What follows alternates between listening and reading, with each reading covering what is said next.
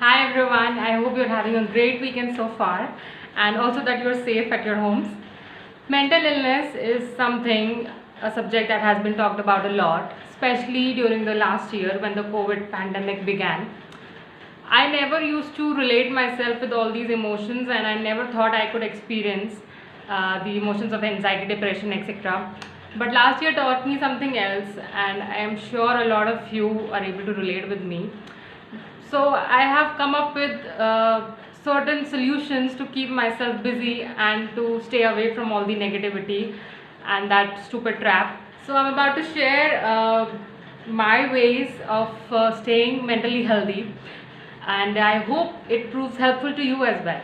So let's begin with the first one. So the first one is pretty easy but still difficult to implement, is that you should keep yourself as busy as possible. By busy, I do not mean to stress yourself out and to not take a break. By busy, what I mean is to invest your mental energy in something productive and healthy for your brain. It can be taking up a hobby that you've left for a very long time because you're busy in your schedule. It can be many things. I can give you an example. So in the past couple of months, I have learned driving. I started writing diary. I wrote a script that was pretty unexpected from myself. And one day I also came up with a stand-up, like a short stand-up script. And so all these things you should dig in your mind, that what are the things that you want to do, that you've always wanted to do, and now that you have free time in your time frame, you should try to implement that. Another thing that you can do is you can take up any online course and learn a new skill.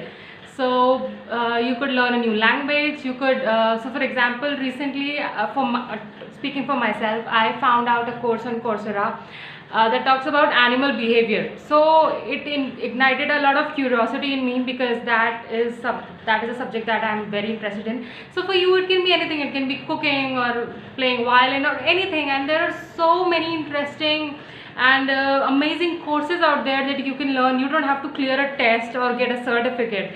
You can just do it for your own enjoyment and for your own knowledge. So I would highly recommend to start a course or to develop a new skill. It can be driving, it can be painting, anything. Then so I also started my YouTube channel, and it is again like, it's, if you have something that you have to report, like not to your boss or to your manager, but to yourself. So every week I have this task. Okay, I haven't released a video, so it is there in my head, and so it keeps me away from all the negative emotions if they appear in my brain. Second would be projects. Projects in the sense that I'll explain. So I started working on a data science project, and obviously it will also add value to my resume and my portfolio. But apart from that, I'm still working on it. Like, I started back in October, November, but I'm still working on it. Why? Because every day I get to learn something, and I like to experiment with, like, what can be done, what more could be done, what did I do wrong. So because there's no deadline, right? I don't have to submit it in my company or something. It's my personal project. So if there's something that you are not able to apply professionally in your work life, but it interests you a lot and you want to spend more time with that, it can be a technology, it can be anything, it can be any sport. So invest time in it, because that is something which you're doing for your satisfaction and for pure joy. You don't have a deadline or you don't have a timeline, so you can take as much time as you want, and it'll definitely refresh you. So about diary, yeah, so diary is very important. Why, I'll tell you. So I never believed that writing diary helps, or I never believed in the concept of writing diaries. But last April, I started back in April 2020. So I had so much in my head going on, multiple emotions and very complex situations, and I wanted to share all of that with someone. And I also wanted kind of like an approval that, okay, you're doing well. I'm sure a lot of people can relate to this feeling that you need like approval, or maybe you care a lot about what people think of you, whether you're enough or not, etc, etc. So I could not really decide who should I share all my feelings with. So then I just randomly started writing Monday, and it was really helpful, and it was very, I mean, it worked as a pacifier, because I could express my anger, my anxiety, if I'm missing someone but I can't really tell them, I can write that in my diary. So the best part is that you are able to tell everything and you will feel like you have literally just shared it with someone, but you're not really sharing it with anyone. So it's like safe, it's your safe place, and it's just your small place, so it's very private. So I highly recommend that if you're someone who is having a having a hard time sharing your feelings, or I don't know, maybe you're not getting the kind of desired response from your friends or family, etc., you should consider writing a diary. So that was about the first point of keeping busy, etc., etc. Okay, so the second point should be to keep a check of your overthinking. Now, overthinking is a very, very common state of mind, but also the most useless thing that we invest our time and energy in. So keeping a check of your overthinking has the following points. So I have made a flow chart sort of. So the first question that should arise in your head is that about who/what are you overthinking? Okay, that should be the first question. I know when we are overthinking, we don't really think of these questions because we're too indulged in overthinking, but you should try to do that. It'll become a habit soon. So the first question is who or what are you overthinking about? Next question is the overthinking worth? And in 80% of the times, it is not worth it. Why? Because we always think about such shitty topics. I mean, we never overthink about practical situations because they don't have any scope of, overthinking. For example, if you're not able to buy a car, let's say you don't have enough money and you want to buy that car by your own money. So what are how will you even overthink? You will be just like, okay, I know my bank balance and I know the price of the model that I want to buy. If they're not the same, like I don't have enough money, so I don't have enough money. You will never ever think about, but the things like, okay, so I didn't get this job or this internship. Okay, I will never ever land a job. Will I always be like this? Will I always stay a loser? So that is where that topic has a scope of overthinking. So so that is why it's not worth it 80% of the times. Third question is, how long have I been doing this? So it's not just that we overthink for a few minutes and then we're done. Otherwise we would have all become like Swami Vivekananda or something. We overthink for months. So the third question is that. Now last question is, am I misinterpreting this? What I mean by this is, so as I said, 80% of the time that we overthink, it's not worth it. So for example, we've had a small argument with a friend. Now we are overthinking, okay, so I said this, maybe she didn't like that, maybe she got offended, maybe she blah blah blah blah blah. So we are misinterpreting because we're not really sure if half or more than that of our assumptions are right or wrong. We're just cooking up stories in our head and we are literally burning our brain cells, which in my case are just 2, by the way. So I'll give a very small example to explain this overthinking phenomena. I better not take my example. Okay, I'll take my friend's example. Yeah, that way I will be safe. Okay, so she started talking to a guy recently online, and for a span of few weeks they developed a nice bond and they were talking to each other. They exchanged a lot of hobbies, interests, etc., etc. But after a few weeks, suddenly the guy stopped talking to her. And okay, so now let's come back to our set of questions. So I am assuming that she used to overthink about it. We're not sure, but let's imagine that the person is really frustrated and really inappropriate about this scenario, and she's overthinking. Okay, so the first question is about who or what are you overthinking.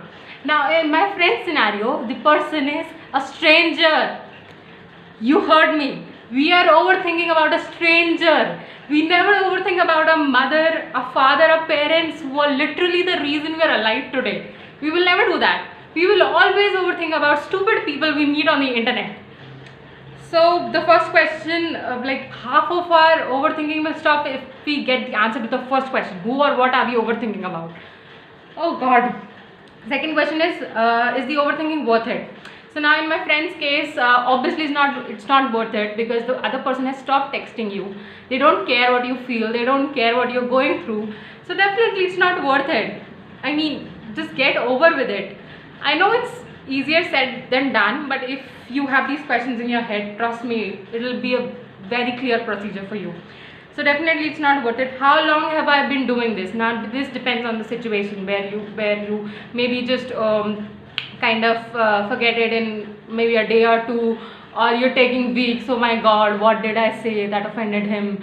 Or am I not funny enough? Am I not interesting enough? Stop it, okay? For God's sake, just stop. It's not leading anywhere.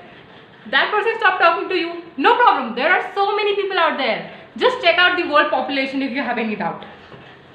And the last one is again, am I misinterpreting this? Of course. Now you're probably blaming yourself 80% of the time as to why that person stopped talking to you. Maybe you're not funny. Again, the questions that I just said a few seconds ago. You don't have to do all that, okay? You don't have to. It's not an IAS exam that you have to prove something to anyone. It's okay. If they stop talking, cool. Stay away. So just stop, okay? Just stop blaming yourself and just stop doubting yourself. Enough. That's the second point, okay? Keep a check on your overthinking. Third point is, be more grateful than you are currently. Now we always take our blessings, our luxuries for granted, the things that we already possess. We just like, so what? She also has that, he also has that.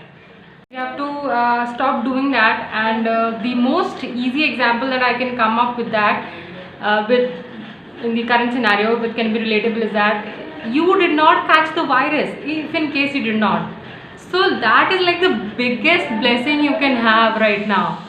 And even if you did and you got cured and you're healthy now, then shouldn't you be like the happiest person in the world already? Because I mean, I don't even have to talk about it. So be more grateful, okay? And be happy about small things. If you're not able to achieve higher, if you're not able to achieve the desired goal, it's fine, it will come to you one day. Just enjoy the moments of now. Yeah. Alright, so the next point is, do not take everything so personally. So we always go like, why does this always happen to me? Why am I so unlucky? And why is my why does God think I'm the worst? And why do I always end up being a loser? And I have to sit at home, I can't go out and go to this famous, my favorite XYZ place because it's closed. So do not take everything so personally. And whatever happens, if there's an event or something that has come up, so we always think what negative impacts it will have on our life. Yes, it's fine to do a judgment of pros and cons, but we have developed a habit of looking at the cons a lot because of staying at home all the time, and we've become crazy. At least I did become crazy. Now I'm back on the track. So do not keep telling yourself that you can't go out and when will things become normal, because all these things they don't make any point if you think about them. And you should also avoid discussing all this with your friends, because there's absolutely no point, there's no sense talking about it, because it's not in your hands. You're not you don't work for the government, and even if you do, it's still not in your hand, and you should be aware of that. So stop thinking that, okay, I'm bored. Instead, do something about it. And also you should take this as an opportunity to spend time with yourself, because in future you might not get a lot of time in your hand to spend with yourself. Think about what are the things that you always wanted to do, but you never got free time for it. Do all these things. There is so much in life to be learned and to be done and to be experimented with. So plan all that out and use it to your advantage instead of thinking it all negatively. Perception matters a lot. Okay. Also, when you spend time with yourself, you never know what you can come up with. We are definitely more capable and more talented than we believe we are.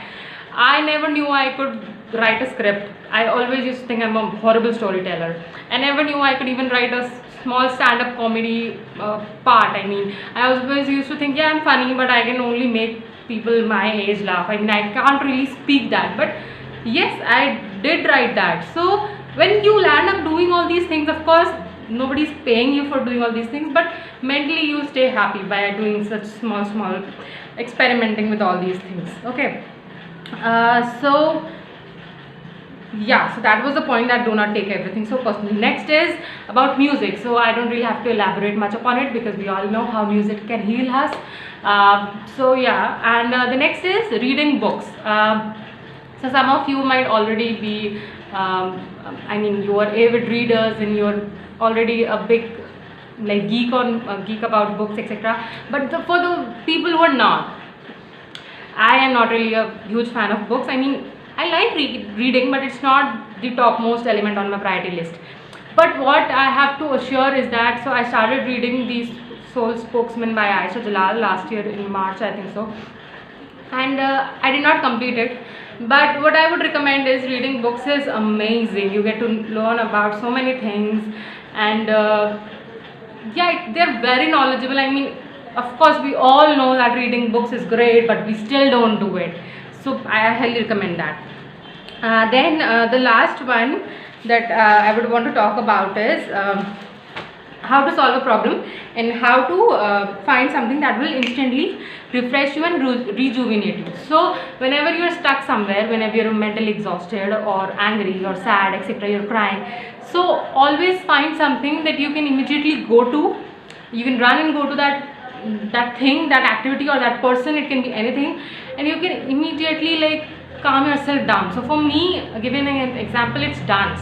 Rather than speaking to anyone, if I'm really like mentally disturbed, I will dance for around 10 to 15 minutes and I'll be done. For you, it can be talking to your parents, to your friends, going out, taking breathing in fresh air, etc., etc., whatever it should be. But it should always struck your mind that yes, I have to go do that thing. That way, what will happen is that if you are sad right now and you're not able to take the right decision because you're emotionally overburdened, when you will do that activity, suppose you've shared it with your best friend, after that you will calm down a little bit and you'll start thinking rationally and practically. So that was about it. It can be anything. It can be spending time with your pets, it can be your hobby, it can be spending time with your family, etc. Now about the problem solving. Okay, so again I've made a flowchart, and if you want me to share that flowchart and the previous one that I talked about, you can drop yes comment and I will share it. And if nobody drops it, then fine, I won't share. Yeah, so the problem solving is that, so whenever you have a problem, first of all, the first step that you should not do is crib about it, cry about it. No, you have to define the problem. What is the problem? Okay, then next is, okay, are you sad about it? Of course you're sad about it, that is why it's a problem. So how long do you have to be sad about it? Now this how long is a time period that you have to minimize. Okay, for example, you were really excited for this XYZ event and something came up and you're not able to attend it, and it was very important to you and you were going crazy, but now you have to be like, how long will you keep complaining about it? 1 day, 2 days? So that time has to be minimized, because when we're cribbing, when we're complaining, when we're just frustrated, we literally just exhaust ourselves mentally and it leads to nowhere. And sadness is like, I feel, is an infinite loop out of which only you can take yourself out. You can't expect your friends to hold your hand and take yourself out of it. So just terminate that loop really quickly. Okay, so the sadness part has to be minimized. The next question has to be, is there a solution to the problem? Okay, the faster you reach to the point where you start thinking about the solution, the better it is for you. So is there a solution to the problem? Yes or no? If there is no solution to the problem, yes, many times there will not be a solution to the problem because you can't solve it directly, so you should stop thinking about it. For example, if the very common example, when will I go out? When will everything become normal? Nobody has the answer to that, so stop thinking about it. Okay. Now, in the case that there is a solution, now the next step would be, can you solve it or can a different party solve it for you? So you have to think about that. And another thing is that if you can solve it but you are very hesitant, like for example, if you haven't gotten that internship you always wanted to, and you're trying but it leads nowhere, and you're just like, it's a dead end, I don't get accepted, I'm not good enough. But then suddenly something pops up in your head, what if I try doing this, what if I include that skill, I learn that skill and then I put it in the resume. So it's hit and trial, but you never know if it will work out for you. So unless and until you try it, how will you know? I mean, trying will never ever harm you. At least at the end of the day, even if you do not achieve anything, you will have zero regrets. Zero regrets equals to, I won't say it equals to happiness, but equals to satisfaction. That is like my policy of living. Zero regrets. Okay, it's not about success or failure. It's about trying. See, I just made up a nice quote there. Okay, so I guess that was it. I guess I'll just quickly go through the points. First was keep yourself busy, keep a check of time, plan your weekdays, plan your weekends, etc. Second is always have something that will immediately refresh you. Third is read books, music, stay connected with the nature, etc. Don't take everything personally. That was the third point. Fourth is keep a check on your overthinking and try to do that as less as possible. I know you will. Yeah. And the fifth one is be more grateful than you are. And share this video. Okay, I finally and officially reached the point where I have to use this statement because people just don't share it though. Oh my god. Have great weekend, and I hope that this video was interesting and was useful. And you can give your feedback in the comments. Don't just say it's good, it's good, it's good. I mean, you can also suggest something creative as to where it went wrong. Okay, that was too demanding. Okay, bye.